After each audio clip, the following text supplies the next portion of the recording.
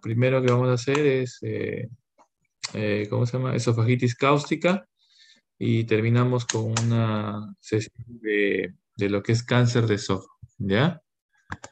Bueno, eh, voy a empezar a compartir mi pantalla para que todos empecemos a desarrollar el tema.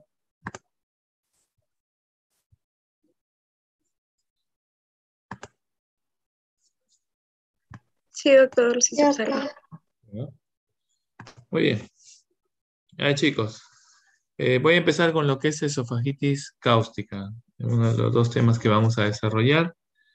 Nuestro objetivo del tema es ver la definición de esta patología, los tipos de cáusticos que pueden causar este problema de salud, la fisiopatología, el cuadro clínico, cómo se hace el diagnóstico, el tratamiento y las frecuentes complicaciones que trae la ingesta de sustancias cáusticas a nivel gastrointestinal, pero sobre todo esofágicas y en todo caso. ¿Ya? A ver, permítame, acá hay dos personas. Ya. Entonces, bueno, vamos a proseguir. Referente a lo que es la definición, bueno, esofagitis es una inflamación en mayor o menor grado, ¿ya? De las paredes del esófago, que puede ser la mucosa, su mucosa, la muscular o la adventicia. El cáustico es una sustancia corrosiva, ¿no? Corrosivo, cáustico, por ejemplo, tenemos, ¿cómo se llama? La lejía, el ácido muriático, que daña, es una sustancia corrosiva, sobre todo a nivel de los tejidos, pues definitivamente, imagínense si lo que produce un ácido en un inodoro o en un cuerpo metálico, qué menos o qué menor daño o qué mayor daño va a producir en los tejidos de nuestro organismo, ¿no?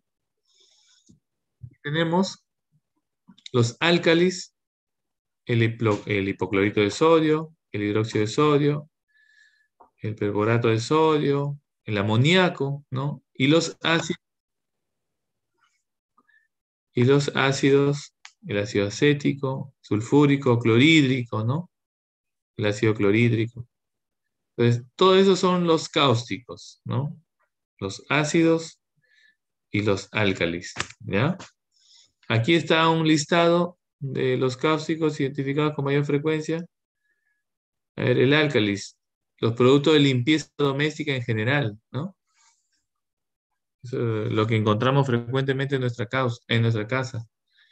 Los ácidos también son productos de limpieza, por ejemplo, el inodoro, limpiametales, líquidos de batería también, ¿no? Disolventes para la pintura, ojo.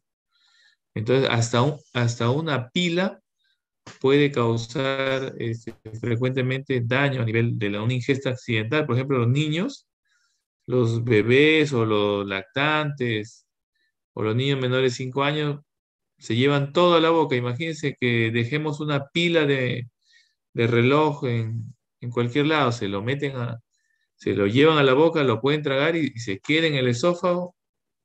Esa sustancia corroe lo que es el esófago. Muy peligroso todo lo que son los ácidos de las baterías, ¿no? Ingredientes, sustancias cáusticas, también ahí están viendo. Entonces, todo eso o sea, la ingesta de cáusticos puede ser accidental o puede ser voluntaria, ¿no? Y eso lo vemos en otro nivel, por ejemplo, personas que quieren autoeliminarse, ¿no? Ingieren esas sustancias. A ver, las sustancias cáusticas, los ácidos igual. Vamos a ver algunas características. Los ácidos, el pH es muy bajo, ¿no? Tiene un mal sabor, son irritantes, ¿ya? Predisponen hacia la aspiración.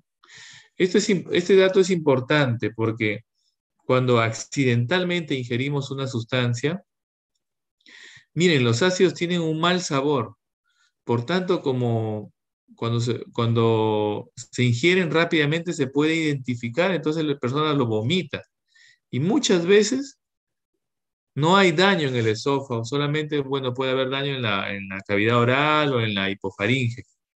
Entonces, los ácidos tienen un mal olor, por tanto, difícilmente, pues, de modo accidental lo ingiere un adulto, ¿no?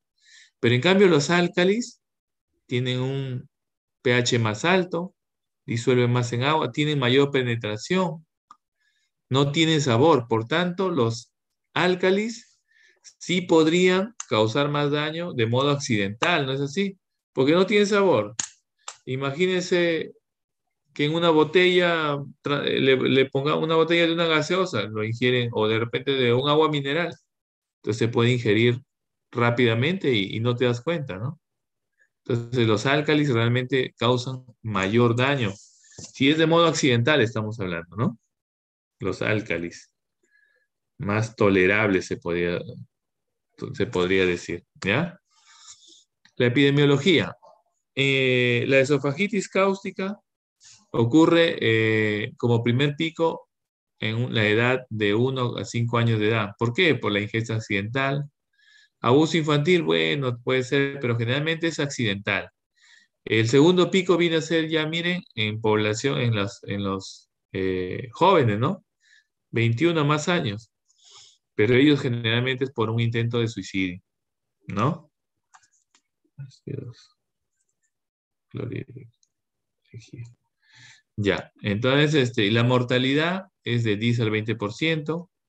En actitudes suicidas puede llegar hasta un 75%, porque como es de modo intencional, la sustancia tiene una mayor penetración, o sea, hay mayor cantidad de ingesta de sustancia, por tanto, puede haber un mayor daño. ¿Es irreversible? Sí, el daño es irreversible porque una vez que cae a nivel del esófago, el estómago, la sustancia cáustica, el daño es, ya no hay manera de parar el daño. Algunos han escuchado que dicen, le dan leche, le dan bicarbonato. No, ya el daño ya está hecho. Entonces ahí está la estadística. La fisiopatología, ¿qué es lo que causan los ácidos, los álcalis? Necrosis, ¿no? Causan muerte del tejido, muerte de la mucosa, en mayor o menor profundidad. Los ácidos, los ácidos causan necrosis por coagulación y los álcalis, necrosis por licuefacción. Son dos términos histológicos que se producen. En el caso de los ácidos hay trombosis, bueno, va a haber un proceso de reepitelización.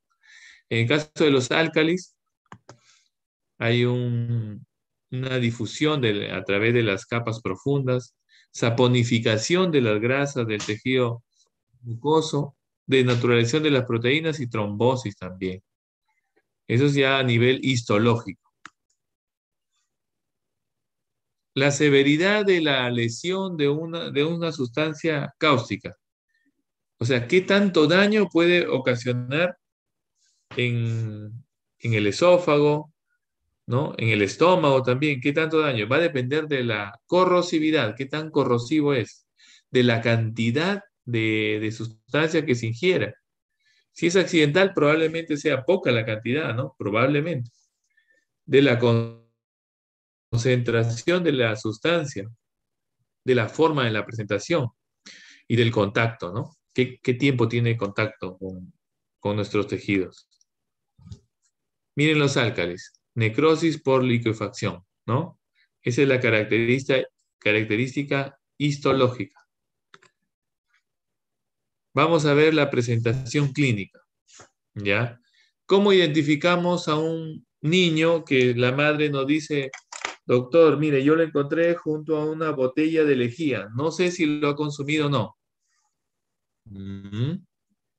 Entonces, ¿qué hacemos? Porque la madre lo trae porque ella piensa que puede haberlo consumido, ¿no? Pero ¿qué hay que ver? Quemaduras en los labios, en la boca, en la orofaringe, edema laringio. ¿Cómo identificamos el edema laringio? Hay estridor, disnea, disfonía, Puede haber náuseas, vómitos, hematemesis, disfagia, ojo, disfagia o dinofagia por el daño a nivel de la hipofaringe, dolor torácico, dolor abdominal.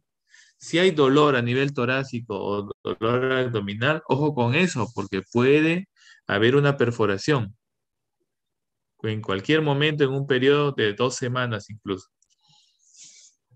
Por eso que estos pacientes hay que tenerlos con probablemente una sonda nasogástrica para alimentación, porque si el riesgo de perforación esofágica está hasta un periodo de 2 semanas. Pero, ojo con esto, ningún síntoma predice el 100% de la lesión esofágica. Entonces, mire, ante un paciente que ha sido identificado que ha ingerido de manera accidental a un niño o de manera voluntaria, un joven con un intento de suicidio, ¿no?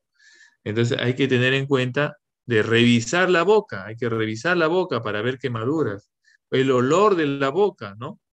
Edema de la laringio es por el estridor, la disnea, ¿no? Hematemesis, disfagia. Entonces hay que tener en cuenta eso, ¿ya? Pero ojo, ningún síntoma predice el 100% de la lesión. Refieren a que la presencia de 2 o más síntomas define que hay lesión del esófago. Sí, referente a esto de acá, si hay 2 o más de los síntomas ahí mencionados, predice que sí puede haber una lesión. Esta es una clasificación, un score preendoscópico para determinar si de repente hay ya una lesión a nivel del esófago. Miren, puede haber una salivación profusa, ¿no? Regurgitación o intolerancia oral. Nosotros vamos haciendo estas preguntas, ¿no?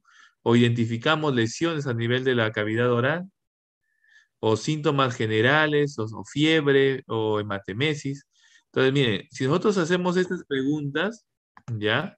Si nosotros hacemos estas preguntas, sacamos un score, ¿no?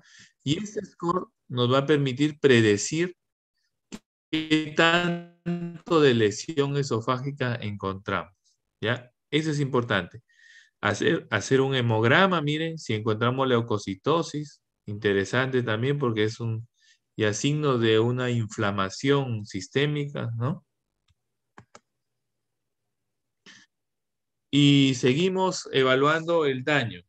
Entonces, nuestro tema es esofagitis cáustica. Entonces, vamos a buscar estudios que nos permitan determinar qué tanto daño puede haber a nivel del esófago. La radiografía de tórax sí nos va a permitir ver si hay signos de mediastinitis, neumonitis, o si hay signos de perforación. Miren, si hay signos de perforación a nivel, ya en el caso del abdomen, ¿no? Perforación. La presencia de aire en el espacio sociofrénico nos indica que hay una perforación del abdomen o una mediastinitis. Entonces, primero, entonces ya, mire, ya estamos viendo que al afrontarme a un paciente que tiene una esofagitis, probable esofagitis cáustica, tengo que pedir primero, bueno, aparte de la evaluación clínica, mi hemograma, ojo, mi hemograma y mi radiografía de tórax, ¿no? Entonces ya vamos ahí. Pero ¿cuál es el diagnóstico definitivo de la endoscopía, de la esofagitis, del daño del esófago? Definitivamente tiene que ser un estudio de imagen donde yo identifique la lesión, ¿no? Entonces, pero ojo con esto. Es el gol estándar, pero este debe realizarse en las primeras 48 horas del evento. En ese momento es seguro hacer una endoscopía, porque me va a permitir identificar la lesión sin causar una complicación a la insuflación del esófago, que puede ser ¿cómo se llama? La perforación. Hay que tener cuidado que de repente ya en la radiografía puede haber signos de mediastinitis, ya de perforación, ya no se hace endoscopía. O inestabilidad hemodinámica. Un paciente que está con inestabilidad hemodinámica significa que está entrando en shock probablemente séptico. Entonces ya no es indicado hacer una endoscopía. o cuando hay una insuficiencia respiratoria severa, ¿no? Pero debe hacerse en las primeras 48 horas. Eso es para toda esofagitis cáustica, álcalis o ácidos. Eh, Ocurre que a veces estamos en un centro, por ejemplo, ustedes, de repente de aquí salen a Sucerún, a de repente Incahuasi, no sé, y está bloqueada las carreteras. Si ese paciente llega a Chiclayo tarde, ya no se le hace endoscopía. Pasados los 2 días, ya no se le hace endoscopía. El manejo es clínico. Antibióticos, analgésicos, antiinflamatorios, corticoides, lo que corresponde. Pero ya no, después de las 2 semanas recién se plantea. ¿Por qué? Porque hemos visto que la lesión de la mucosa o la submucosa puede ocasionar, puede haber, es progresiva y puede haber una perforación hasta las 2 semanas después del evento. ¿Ya? Esta es una escala endoscópica. Esta es lo que nosotros en endoscopía utilizamos, la escala de Sargar. Es una escala que endoscópicamente nos dice qué tipo de caracterizamos la lesión. Mire, grado 0 es normal, o sea, prácticamente encontraremos un esófago de características normales. Grado 1 hay un edema, una hiperemia en la mucosa. Grado 2 hay ulceración de la mucosa. En el grado 2A la ulceración es superficial, sangrado exudativo. En el grado 2B hay unas úlceras focales y circunferenciales. Entonces, aquí hay una mayor penetración del ácido, el álcalis en las paredes. En el grado 3 ya hay necrosis. En el grado 3, miren este último. ¿Qué color es? Blanco, ¿no? O sea, ¿cómo ya no está rojito, así como el esófago, el esófago cuando está vascularizado, es rojo. Acá también, ¿no? Pero cuando se vuelve blanco, significa que ya el tejido ya no hay irrigación. Entonces ahí hay necrosis, que puede ser focalizada o puede ser extensa. Es el grado 3, ¿ya? Grado 0, normal. Grado 1, rojo, hiperémico. Grado 2, ulceración. Grado 3, necrosis, ¿ya? Ojo. Esto es un dato que es importante. Del 3B, la mortalidad, miren cuánto es. 65%.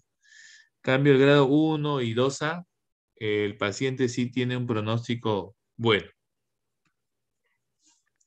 Aquí les pongo lo que son las sustancias ácidas y los álcalis, ¿ya? Entonces, mire, el álcalis, las sustancias, los álcalis, hay necrosis por liquefacción. El daño de los álcalis es mayormente en el esófago. Ojo, el daño de los álcalis es mayormente en el esófago. Y el daño de los ácidos es generalmente, hay una mayor injuria a nivel del estómago. ¿Por qué creen eso? ¿Mm? ¿Por qué creen que los ácidos son mayormente en el estómago? ¿Ah? Los ácidos pasan más rápidamente. O sea, lo que pasa es de que hay varios factores. Primero, cuando generalmente, por ejemplo, un adolescente intenta matarse, ¿qué es lo que usa? Que han escuchado, ¿no? Veneno para gatos, creo. El ácido muriático, por ejemplo, ¿no? ¿Han escuchado? Sí. El veneno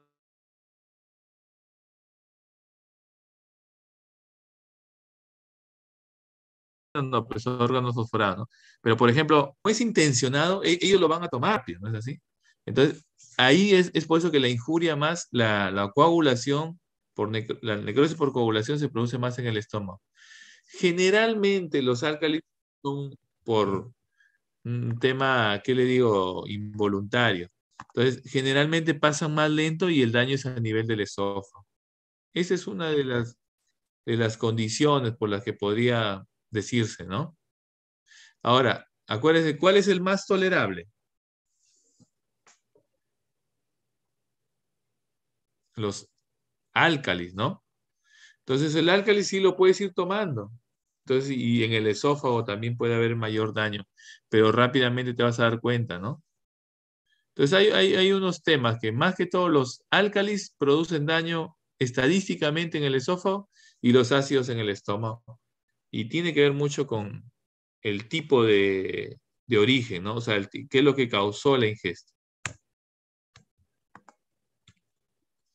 A ver, bueno, la escala de Sargar igualito, ¿no?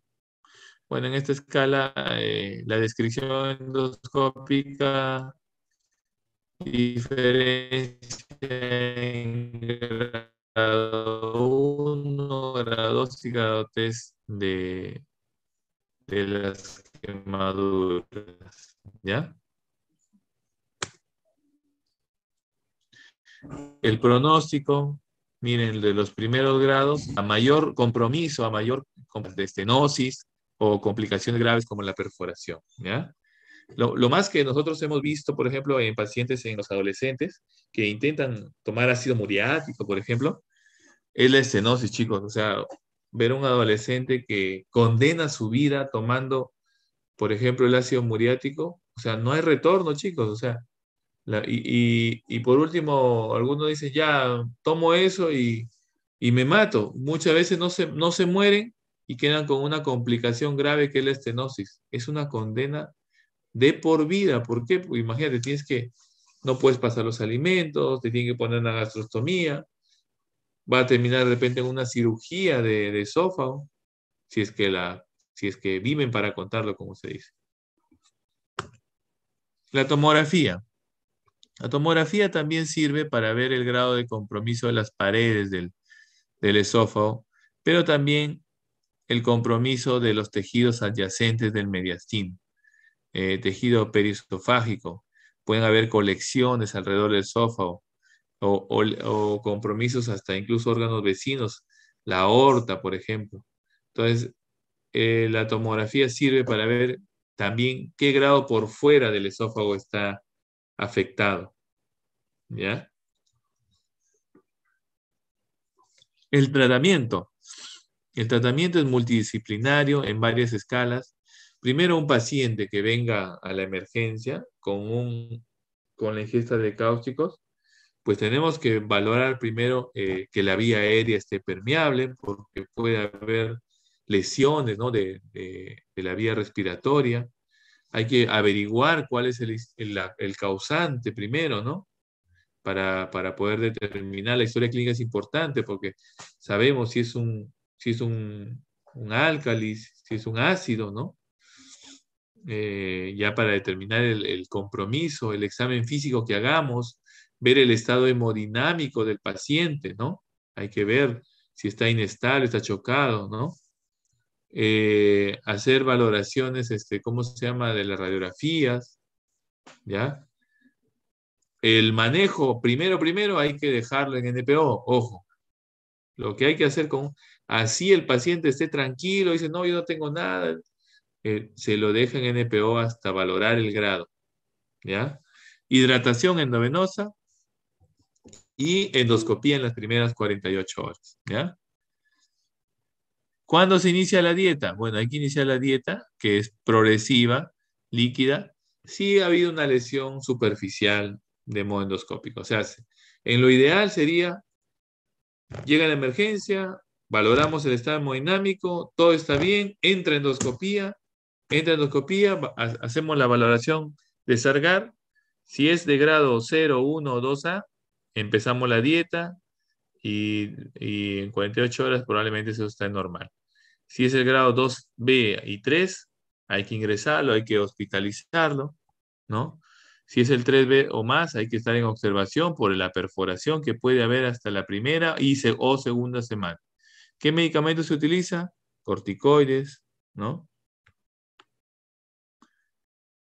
Uso de antibióticos. ¿Cuándo se utilizan los antibióticos en lo que es esofagitis cáustica? Ojo, cuando hay leucocitosis mayor de 20.000, cuando hay signos de perforación, ya pueden ser radiológicas, o hay fiebre. Cuando hay estos tres criterios, pregunta examen, se utiliza antibióticos en la esofagitis cáustica. Acá hay algunas, hay unas notas de una guía de práctica clínica que utilizan metilprednisolona o desametasona, que son útiles en el manejo de las quemaduras. Las dosis para ambos de metilprednisolona, por ejemplo, acá están, ¿ya? Y un algoritmo. ¿Cómo hacemos el diagnóstico, el manejo? Miren, la ingesta de una sustancia cáustica, hacemos la valoración inicial, vía aérea, resucitación si es necesario, la radiografía de abdomen y de tórax, ojo, ¿para qué? Para ver qué. Chicos, ¿para ver qué? ¿Para qué hacemos las radiografías? Daño a órganos vecinos, ¿Ah? para verificar daño a órganos vecinos. Ya, daño a los órganos vecinos, la radiografía de tórax y abdomen, o también tóraco abdominal, es para ver perforación, chicos, perforación, ojo, ¿ya? Entonces, miren, si hay perforación, a cirugía. Si no hay signo de perforación, ¿qué hacemos? Endoscopía gastrodigestiva. Si la lesión no es muy grave, pues observación, terapia, pero si es muy grave, en realidad, perdón, si no es muy grave, hay que básicamente observar, iniciar la vía oral, ¿no? En grado 1, 2A, pero si es grado 2B o 3, se hospitaliza. Ese paciente tiene que estar hospitalizado y monitoreado, ¿ya? Porque puede hacer perforaciones, ¿qué hemos dicho? Hasta las 2 semanas incluso, ¿ya? Las complicaciones ya le hemos venido hablando. Temprana la perforación, sangrado, muerte, si es que es una perforación con una sepsis o una falla multiorgánica. Complicaciones tardías es esto, la estenosis del esófago o las fístulas que se pueden crear. Hay también un incremento del riesgo de cáncer. Pero lo más, como le digo, como les he mencionado antes, lo más complicado son las estenosis, chicos. ¿Ya? Miren, acá está la perforación que puede ser rápida por la necrosis que hay, ya la ulceración, la fibrosis que ocurre en semanas o años, y miren lo último, hasta el cáncer nos puede dar. Así que hay que pensarlo 2 veces si vamos a tomar lejía o ácido muriático, chicos, ¿ah? Complicación, no, que me jalaron en el curso en el tema de gastroenterología. Voy a tomar ácido muriático. Tienen que pensar bastante, ¿no? No, y yo les hago esta mención porque la verdad que nosotros en gastroenterología vemos este tipo de pacientes, sobre todo jóvenes con problemas de tipo emocional, que llegan a intentar suicidarse y de verdad que les digo que a veces ellos así prefieren haberse muerto a tener todas las complicaciones y secuelas que quedan. O sea, la mente es muy débil, dicen, pero es una complicación tan, o sea, deja unas secuelas tan fuertes que la persona, no les miento que hasta 2 veces lo intenta. A ver, complicaciones sistémicas, neumonía por aspiración, insuficiencia respiratoria, insuficiencia hepática también, daño multisistémico, falla renal. Ya es por el daño multisistémico esas dos últimas complicaciones.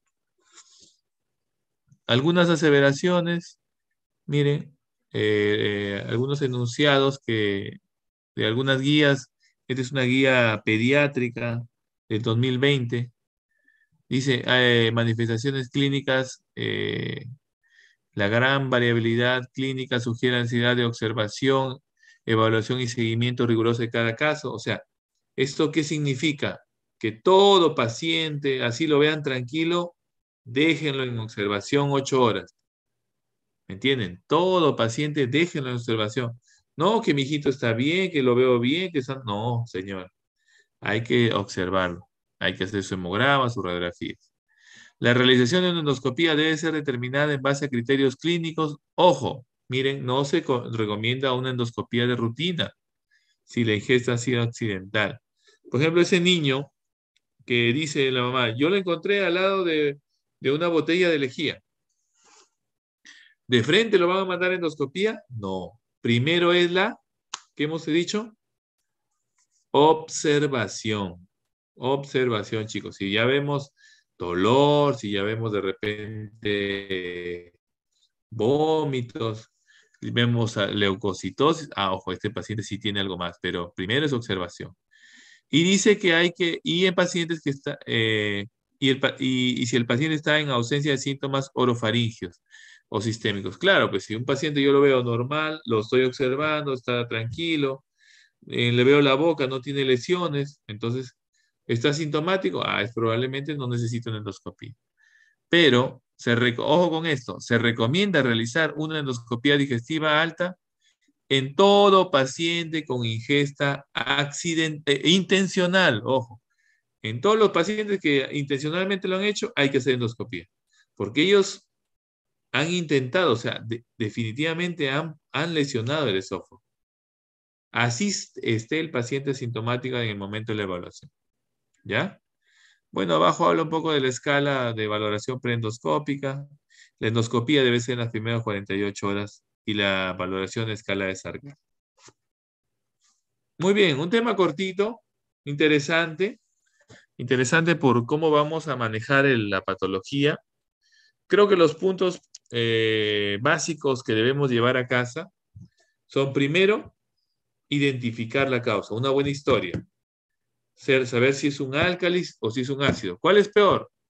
Para mí, sinceramente, los álcalis. Los álcalis destruyen el tejido más que los ácidos. Bueno, la causa identificada. ¿Qué hacer con todo paciente? Observación, chicos. No, nada de que siempre he visto eso, ¿ah? Los niñitos en pediatría, no, que ya hay mucho paciente en emergencia, ya, mándalo a su casa, no tiene ni una hora que lo están observando. Observen. La observación es 6 a 8 horas. Observen taquicardia. ¿Por qué la taquicardia? A ver, ¿quién me diría por qué sería necesario evaluar la taquicardia? ¿Ah? Mariela Rojas. ¿Se encuentra la señorita Mariela? Perdón. Mariano Rojas. Ahorita que la cambia. Mariano Rojas. ¿Está? ¿Me están escuchando? Sí, doctor. ¿Y qué es de Mariano Rojas? Se quedó dormido. Chicos, ustedes están me doy cuenta que muchos vamos a ir prendiendo nuestras cámaras, ¿ya? Por favor, para poder ir identificándolo en todo caso, ¿ya?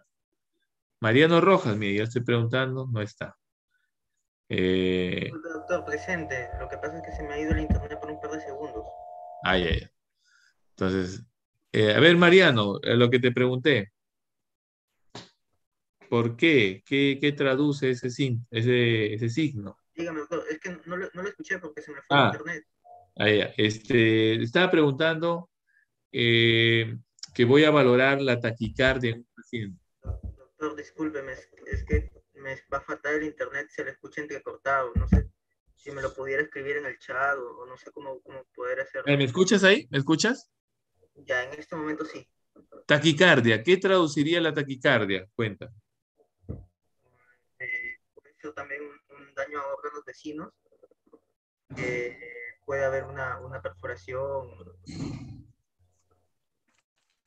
La taquicardia es un signo de qué, o sea, qué tipo, qué traduce la taquicardia. Estamos hablando en este cuadro, ¿no? Porque taquicardia, hay un montón de causas de taquicardia. Pero si estamos hablando de que hay una ingesta de una sustancia que puede causar un daño, una inflamación, ¿no? Una inflamación. Entonces es producto de la misma inflamación. Pero ¿por qué valoramos esto de los signos vitales como la taquicardia, de la leucocitosis? Porque tenemos que ver si este paciente está llegando a hacer una sepsis. ¿Por qué hace sepsis? Porque se ha perforado ya, ¿no? Si se perforó el esófago, una mediastinitis llega a una sepsis. Si se perfora el abdomen, Una peritonitis lleva a una sepsis.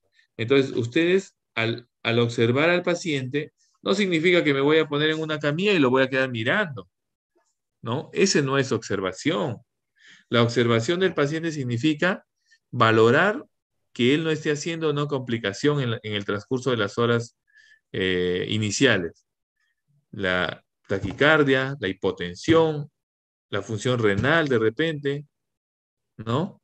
El estado neurológico, la leucocitosis, hemograma.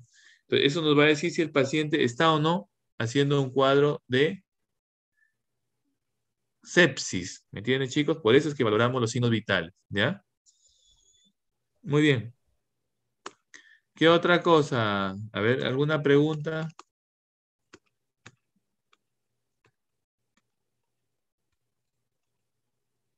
¿Alguna pregunta, chicos? Referente a la ingesta de cáusticos.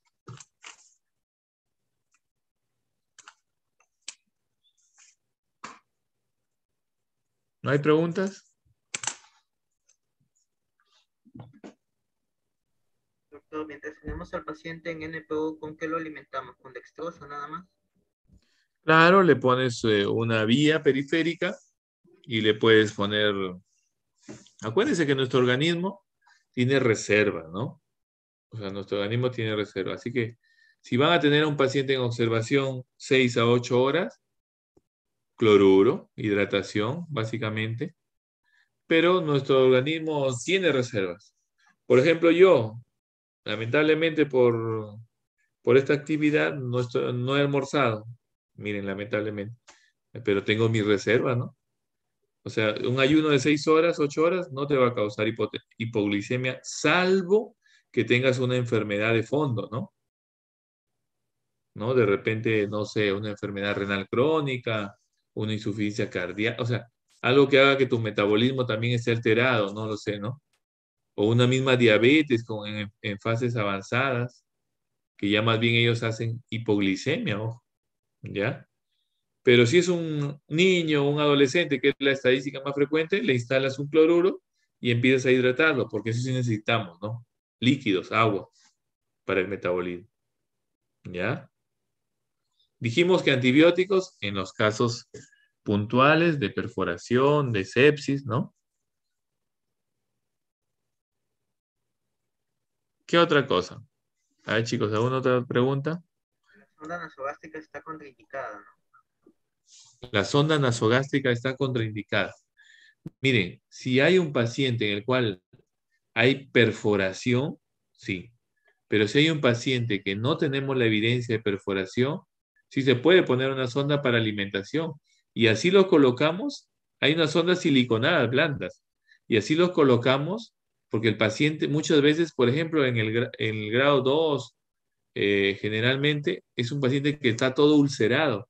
Entonces se le coloca la sondita y por ahí se alimenta. ¿Ya?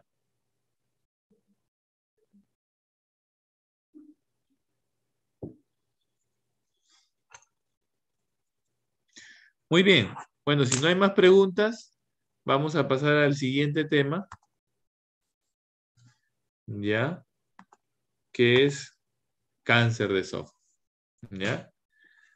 Una patología que, les digo, no es de las más comunes, pero que en los últimos tiempos produce, a causa de una enfermedad, una patología específica que se llama la enfermedad por reflujo gastroesofágico, que es cada vez más frecuente. Entonces, eso nos lleva a pensar que en algún momento este cáncer va a tener una incidencia mayor al que tiene ahorita, porque la enfermedad por reflujo gastroesofágica lleva a un problema que se llama el esófago de Barrett, y el esófago de Barrett al cáncer de esófago.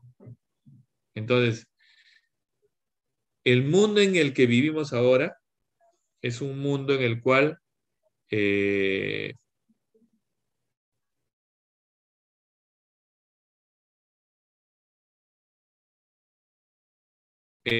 estilo de vida, pues, para alimentación adecuada. Vivimos acá. Entonces, son cosas que llevan a que constantemente nuestro organismo esté produciendo procesos inflamatorios, gástricos, de reflujo también, el estrés. Entonces, eso condiciona a enfermedades como el cáncer gástrico. Ya lo vamos a mencionar. Entonces, miren, bueno, la anatomía es un epitelio escamoso, es poliestratificado, carece de serosa, ojo con eso. Eso que carece de serosa hace que los cánceres de esófago rápidamente invadan estructuras vecinas como el mediastino. Hay un contacto íntimo con la tráquea, los bronquios y la aorta torácica. La epidemiología, 1% de todas las neoplasias, cuarta neoplasia gastrointestinal, o sea, es bajo, ¿no?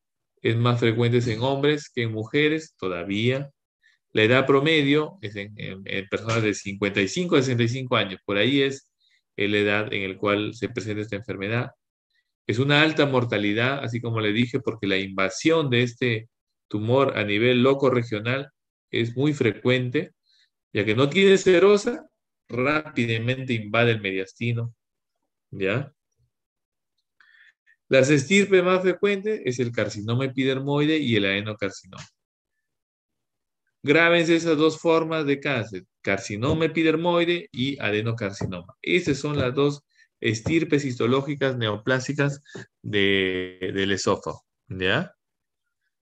Aquí, bueno, un estudio estadístico, ¿no? Este es un estudio en Lima, en el cual se ve cuál población es más afectada, ¿no? Miren, en porcentaje. El porcentaje, bueno, en esta estadística hablan de entre los 60 y 80 años es la mayor población, ¿no? Y este es el tipo de tumor y según la edad, ¿no? Aquí también el epidermoide y el adenocarcinoma. El epidermoide, mire cómo el epidermoide siempre es más prevalente, ¿no? Siempre es más prevalente. Pero el adenocarcinoma está tomando fuerza, les aseguro, en estos últimos tiempos. Porque como les digo, la enfermedad por reflujo está llevando a problemas de cáncer de esófago. El epidermoide, que es el más prevalente, ¿no? Actualmente todavía, pero un adenocarcinoma que está en ascenso. ¿Por qué? Por el esófago de Barrett que le mencionaba, ¿no? Otros tumores que pueden haber, sarcoma, linfomas, melanoma, GIS. Bien raro, pero también pueden haber tumores del tejido muscular, que es los GIS, estromales, ¿no? La etiología y los factores de riesgo. A ver, yo les pongo esta lámina y digo adenocarcinoma, carcinoma epidermoide. Léanlo y voy a hacer unas preguntas. ¿Qué les parece esta epidemiología? ¿Mm? ¿Qué te parece, Elena Villar?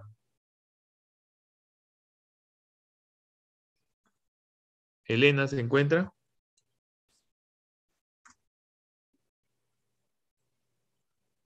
¿No se encuentra? ¿Elena Villar?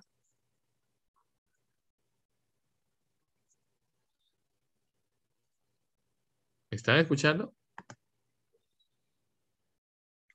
No se encuentra. Cueva, Lisbeth Cueva. ¿Se encuentra Lisbeth Cueva? Lisbeth Cueva. Chicos, si no me responden, yo pienso que no están. ¿Mm? Tampoco está. Por favor, todos me activan su cámara, ¿ya? A ver, todos activando su cámara. Todos activando su cámara, por favor.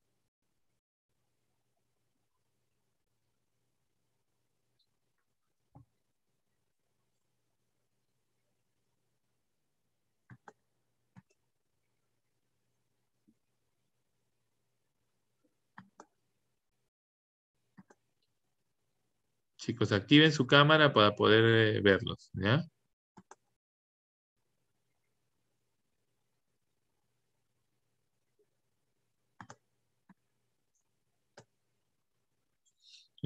¿Me están escuchando, chicos? Ajá, muy bien. Ya. A ver, Lorena, ya levántate, despierta, Lorena. Lorena Céspedes. ¿Qué te parece ese cuadro?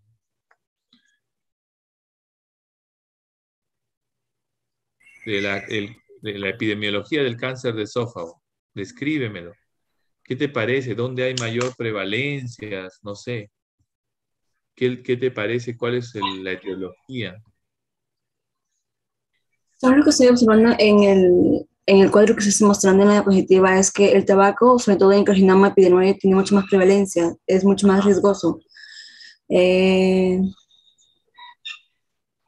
Es interesante esa aseveración que has dicho porque el fumar, miren cómo es uno de los factores de riesgo para cáncer de esófago, ¿no? Ojo, chicos, a ustedes aquí un 10% fuma, según la estadística.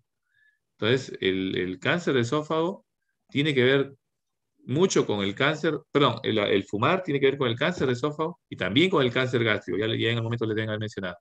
Pero hay un factor, miren, se dan cuenta la obesidad, ¿qué les parece? ¿Qué te parece, Mundaka?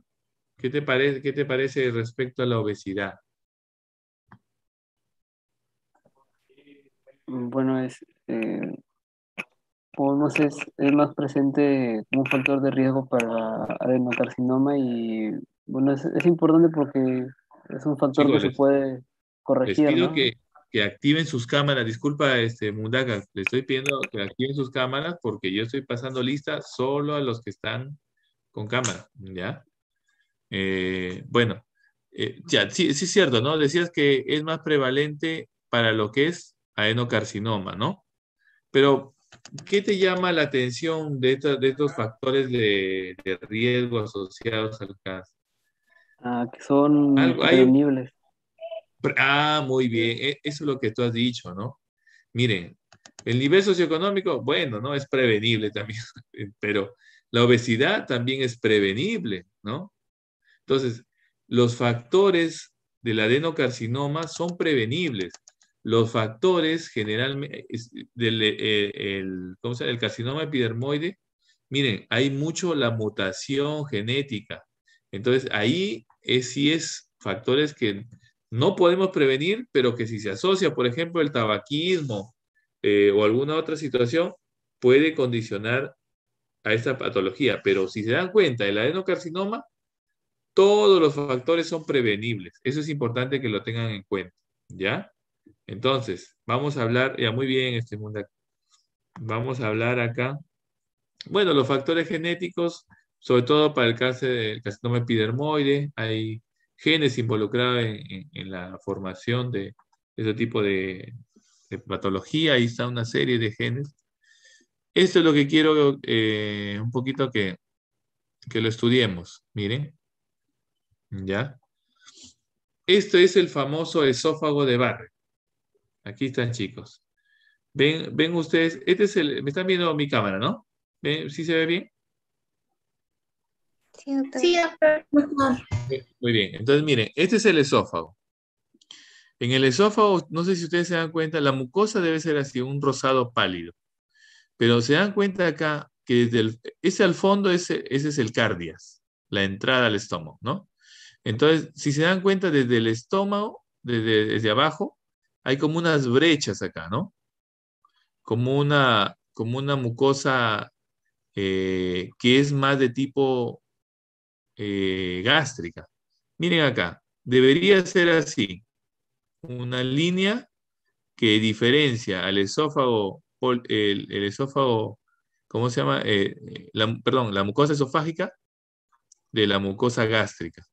Pero miren cómo acá hay unas brechas que se llaman lengüetas y que se ha producido por el reflujo gastroesofágico. El reflujo ácido, miren cómo ha dañado el esófago y ha causado estas lengüetas de mucosa que es mucosa glandular. Se parece a del estómago, ¿no? Ese es el esófago de Barrett, ¿ya?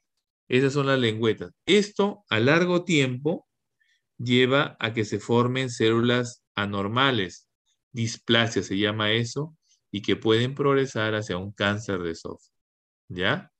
Esto es lo que estábamos hablando del adenocarcinoma, porque finalmente produce, ¿cómo se llama? Adenocarcinoma. ¿Cuál es la clínica del cáncer de esófago? Lo que hemos venido estudiando, ¿no? En estos días, la famosa disfagia. Disfagia. ¿Qué es la disfagia? Dificultad para pasar los alimentos y que en este tipo de patología es intermitente, ¿no? ¿Está bien? Ana Adriansen, ¿qué te parece? Lo que acabo de mencionar. La disfagia intermitente es característico de el cáncer de esófago. ¿Está bien? ¿Cómo hablábamos ayer que era la disfagia en los trastornos motores? Ayer, pues ustedes, sí, ¿no? ¿Cuándo ha sido que hemos trabajado el martes, ¿no? Perdón, el miércoles, el miércoles. ¿Cómo era la disfagia en los trastornos motores, chicos?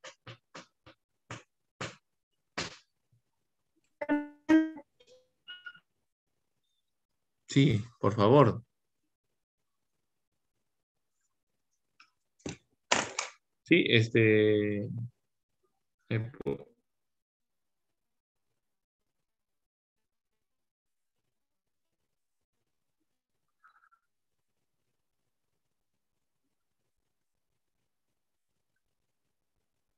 ¿escucha? Era lenta, doctor. ¿Cómo? Era lenta, como que el bolo tardaba en pasar hacia el estómago.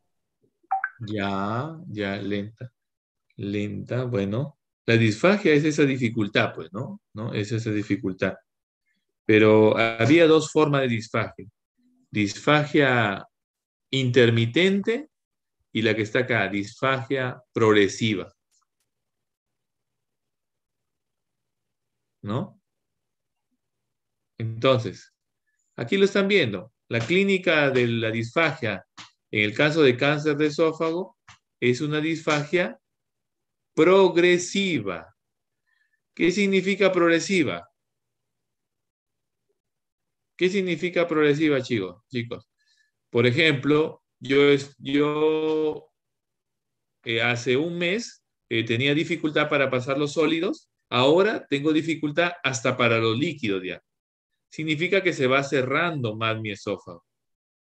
Esa es la disfagia progresiva, ¿ya? Eso es característico del cáncer, ¿ya? Hay otra patología benigna, pero ya después se los voy a decir. Pero en el caso de la disfagia en los trastornos motores, ¿cómo era? Como está relacionado mucho a problemas de tipo incluso tensionales, ¿no? Emocionales, en las formas más leves, puede ser intermitente, ¿no es así? Hablábamos, eso ustedes cuando le hacen la pregunta, bueno, doctor, mire, lo que pasa es que por tiempos yo estoy que no puedo pasar los alimentos, pero de ahí en un tiempo sí puedo pasar normal mi sopa, mis camotes, mis yucas,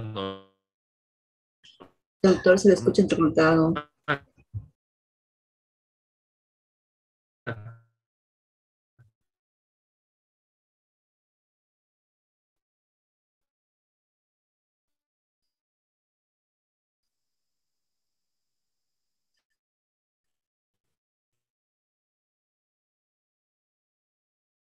y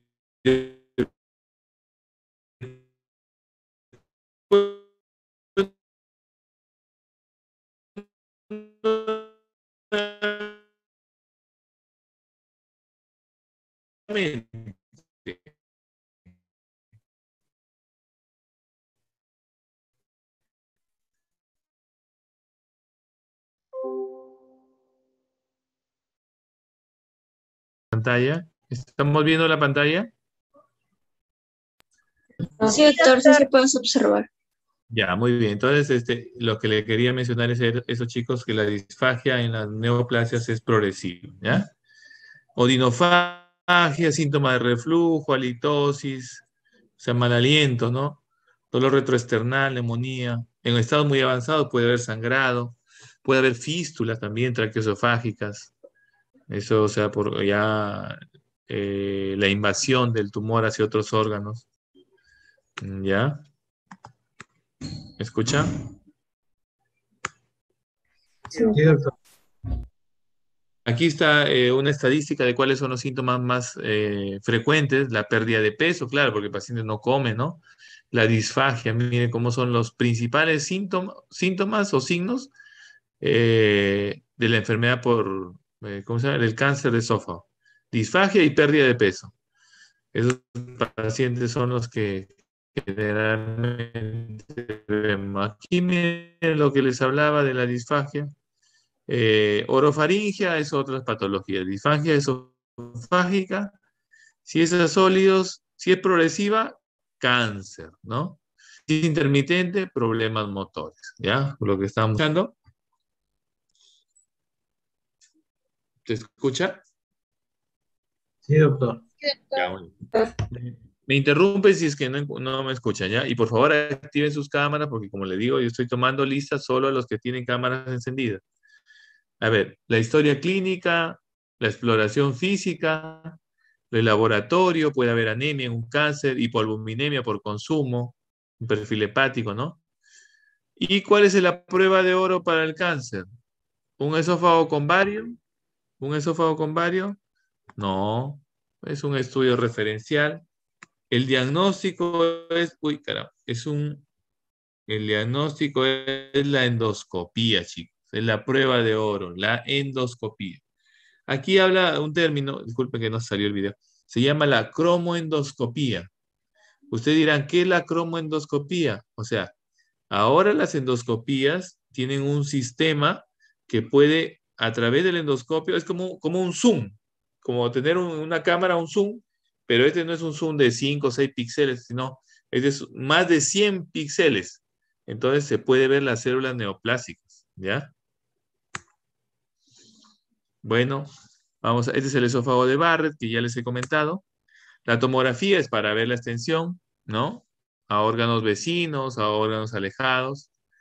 La ecoendoscopía, les hablé también que ahí existe un ecógrafo, un traductor de ecógrafo dentro del endoscopio y que sirve para ver la extensión de la enfermedad, ¿ya? Bueno, esa es la clasificación TNM de los tumores de esófago, ¿ya? Se considera tumores localizados cuando hay invasión solamente de la mucosa hasta la muscular propia, si no hay ganglios. Un estadio ya más avanzado, cuando está en estadio 2B o 3 de repente, un estadio 4, acuérdense, un estadio 4 de cualquier tumor es un estadio metastásico, porque de repente le pongo una pregunta, el pronóstico de un estadio 4 de un tumor de esófago es, la verdad, malo a corto tiempo, ¿no? El tratamiento, lamentablemente, esta enfermedad, como no tiene serosa el esófago, lo encontramos en estados muy avanzados, chicos. Entonces, por eso es de que muchos al final terminan en tratamiento paliativo nada más. Pero puede ser quirúrgico. La radioterapia es muy importante, sobre todo las neoplasias, el carcinoma epidermoide, responde muy bien a lo que es radioterapia. ¿Ya? La quimioterapia generalmente también es más para los adenocarcinomas. La cirugía es el reemplazo del esófago, ¿no? Se reemplaza el esófago. Y bueno, acá hay una estadística de los procedimientos quirúrgicos que se han realizado, las quimioterapias, las radioterapias o el tratamiento paliativo que es muy fuerte. O sea, muchos llegan, miren, esta estadística de 5 años, o 6 años llegan a tratamiento paliativo nada más para el tratamiento de esos tumores. Y el tratamiento paliativo también significa, por ejemplo, si el esófago se cierra, hay que abrirlo, ¿no? Y miren, no sé si se dan cuenta como una malla acá, es un stent metálico el esófago. Se coloca a través del endoscopio y se expande en el esófago, ese stent metálico, que son estos que ven acá al costado, miren, son como unas mallitas metálicas, y eso permite la nutrición del paciente. Eso puede quedar ahí. Pronóstico sigue siendo malo. Supervivencia, miren, hasta año y medio máximo. Supervivencia a los 5 años, muy baja, 10 a 15%. La supervivencia a 5 años va a depender del estadio. Es muy bueno en los primeros estadios 1 y 2. Miren la sobrevida a los 5 años, 5%, o sea, es muy baja, joven. En el estadio 4, perdón. Bueno, hasta ahí llegamos con la clase. Por favor, quisiera que activen todas sus cámaras porque sigo tomando la lista y muchos de ustedes no activan su cámara. Entonces, no sé. Y eso sí me ponen presente ahorita en el chat para la asistencia, por favor. ¿Ya? ¿Alguna pregunta de cáncer de esófago? Doctor, tengo una consulta, una pregunta. Ajá. Con respecto, por ejemplo, a lo del cáncer de esófago, dentro de los factores de riesgo, como usted lo mencionó, el reflujo no se está viendo. Con Ajá. respecto al reflujo, por ejemplo, cuando se encuentra un reflujo alcalino, que es un poco, por ejemplo, contenido biliar, ¿no? Que puede ser un Ya. poquito más agresivo. ¿Qué indicaciones se les da a este tipo de pacientes? Por ejemplo, si tienen de los dos tipos de contenido ácido y básico, Ajá. porque el reflujo alcalino como que no se controla pues bien con las bombas de protones y eso. Claro, o sea, si es un reflujo ácido, el tratamiento pues es los inhibidores, ¿no? Ahí eso está claro. Pero existen dos tipos de reflujo que ya no son lo característico, es el biliar que estás mencionando y el aire. Ojo, el aire, a veces en la manometría con impedanciometría, la pHimetría que me expliqué que también se realiza en el esófago, identificamos que el reflujo es básico más bien, o sea, bilis. Entonces, ¿qué damos ahí? Procinéticos, ¿ya? Los procinéticos. La cinitaprida, la mosaprida, que generalmente se utiliza y que tenemos en nuestro medio. Eso es lo que tenemos en nuestro medio en realidad. O metoclopramida podría ser, pero procinéticos propiamente dicho se utilizan. ¿Para qué? Para que la motilidad se aumente y mejore el vaciamiento gástrico. Eso es lo que buscamos, ¿no? Ese sería el tratamiento. Ahora, tú misma lo has dicho, puede ser mixto también.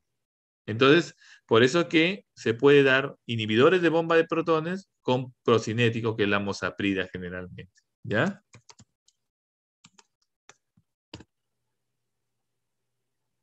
Muy bien. ¿Sí? ¿Respondí tu pregunta? Sí, doctor, gracias. Ujú. Muy bien. A ver, ¿qué otra pregunta tenemos? Chicos, ¿algo más? Es interesante todo lo que es enfermedad por reflujo porque lleva una serie de patologías. Miren, voy a compartirle la pantalla y ya cualquier pregunta me hacen, levantan la mano y quiero mostrarles este video. Están viendo mi pantalla, ¿no? Sí, doctor. Este es un videito de un paciente de 73 años que presenta disfagia progresiva. Miren, ahí está bien grande todavía.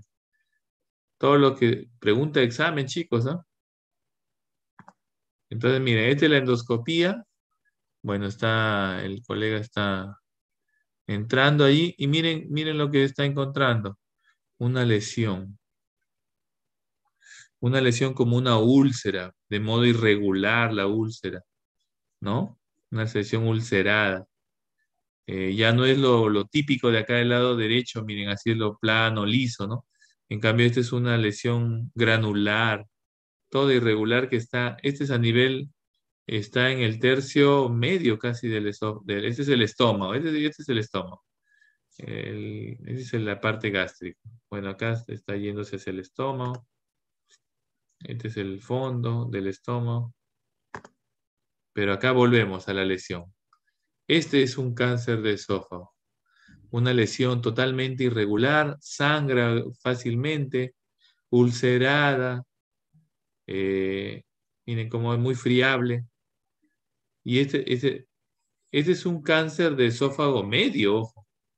Los cánceres de esófago medio generalmente son carcinomas epidermoides. Generalmente, le digo. El cáncer de esófago del lado distal, esos son adenocarcinomas. ¿Por qué? Por el reflujo, pues, ¿no? El reflujo daña a la parte más distal del esófago, ¿no? Porque es de abajo para arriba, ¿no? Miren cómo, bueno, ahí lo que hacemos, tomamos biopsias, ¿sí? Cómo sacamos las biopsias de esta parte de la lesión, ¿no? Esa es una, miren, ahí está, ahí va a sacar su biopsia.